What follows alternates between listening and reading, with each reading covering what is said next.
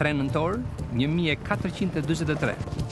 Hungarezët i shpartallojnë turqit në betejën e Nishit. Skënderbeu gjen rastin që po e priste prej kohësh. Në mes të gjithë asaj rrëmuje, ai me njerëzit e tij braktisi ushtrinë e sultanit të drejtohen për në Shqipëri. Ndërkaq Skënderbeu kishte kohë për të organizuar dhe mbledhur ndihma për kryengritjen. Mbledhjet e fsheta muaj më parë kishin vërtetuar gatishmërinë e masave të popullit. Por a do të mund të valla ai që të binte feudalët për të formuar një ushtri që do të çlironte Shqipërinë nga Turqia? Shumë shpejt ai do të merrte përgjigjen e tij.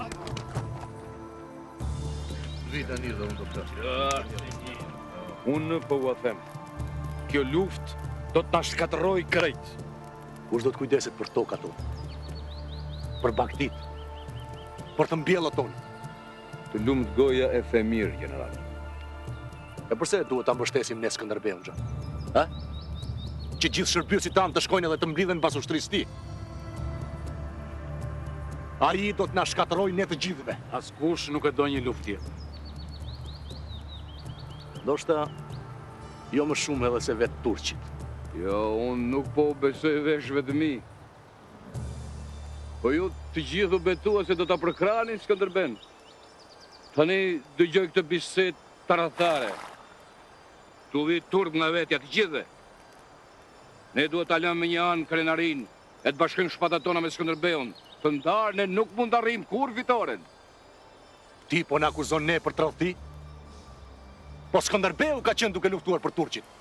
Kësaj thua ti fitore? Çfarë do bie na kanë sjell ne ato fitoret e tij? Skënderbeu nuk kishte se ç'bënte ju këtë e dini fare mirë. Ai me zi e ka pritur këtë çast. Unë e njoh që fëmijë. Kur Skënderbeu thotë se do luftoj kundër turqëve për Shqipërinë, unë për veten time i besoj. Është njëri i ndershëm burra. Me nder ose pa nder. Dhe si erdhi ky ndryshim? Për një kohë të gjatë mendoja se isha një luftëtar i madh. I stërvitur shumë mirë, i zotit dhe i fort në betejë. Fitova nder, lavdi, gratë e lartë, dhe si shpërblim për besimin ndaj sultanit, tokat e tij me ti. Por e gjitha kjo nuk do t'ishte e mundur, po të mos ishte vullneti i Zotit. O mik, tek flia pa shëngjergjin hipur mbi një kal, me një shpatar të zhveshur në dorë, i cili më tha të tregoj burr se do ta mund Sultan Muradin dhe ushtrinë e tij të tmeshme. Ai më tha se krau i Perëndis do të më mbrojë mua dhe popullin tim, dhe se në qiell është shkruar që do të rronjë do të vdes si mbret i Shqipërisë. Pastaj shëngjerje zgjati shpatën me këto fjalë.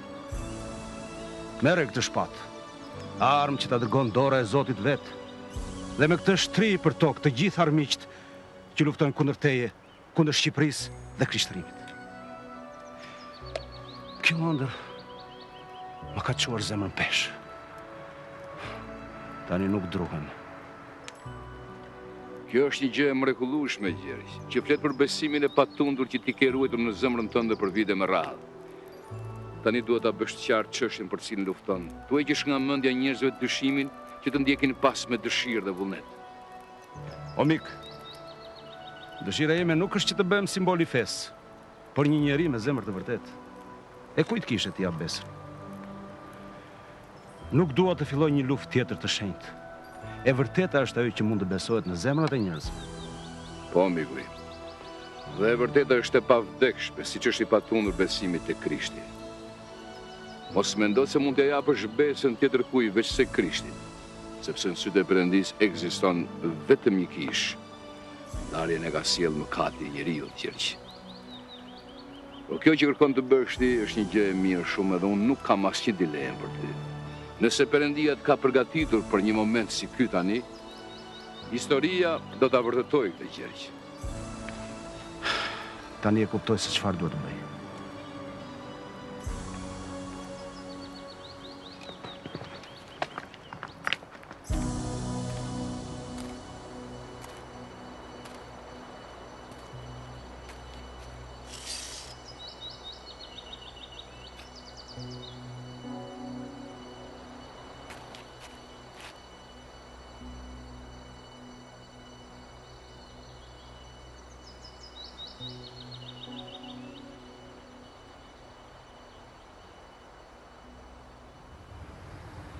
O i lartë i Zotë, ti që shenë në zemrat e njerëzve, dëgjoj lutjen time, Zot.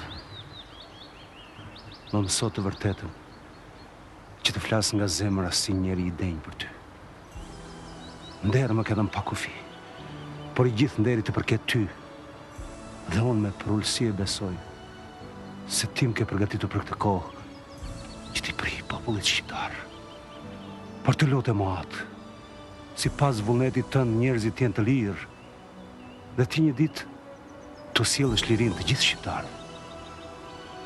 Betohem se do t'jem në shërbimin tënd dhe të birit tënd Jezu Krishtit. U bëft vullneti juaj mbi tokë, ashtu siç është në qiej. Amen.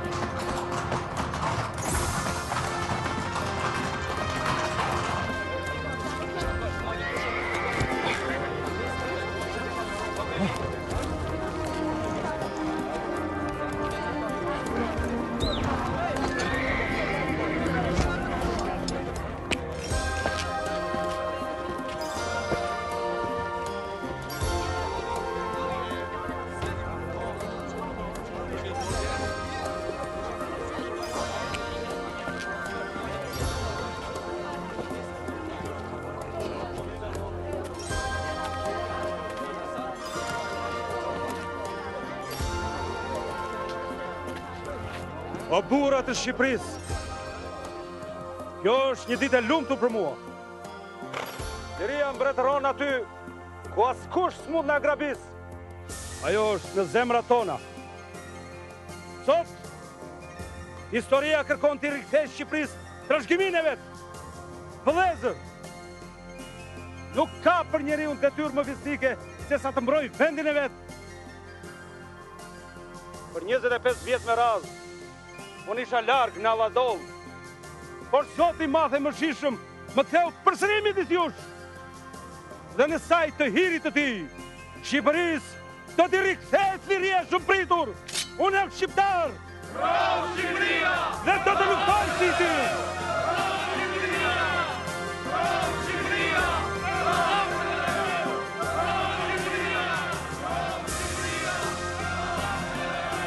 Për 25 vitet që vijuan, Skënderbeu udhëhoqi ushtrinë shqiptare nga njëra fitore në tjetrën kundër shtypjes së turqëve. Ai qëndroi besnik çështjes së tij deri në vdekjen e tij në 17 janar 1468. Shija e lirisë ishte e këndshme, por Skënderbeu kishte arritur më shumë se sa mendonte ai, sepse shqiptarët për herë të parë në histori u bashkuan në një flamur të vetëm.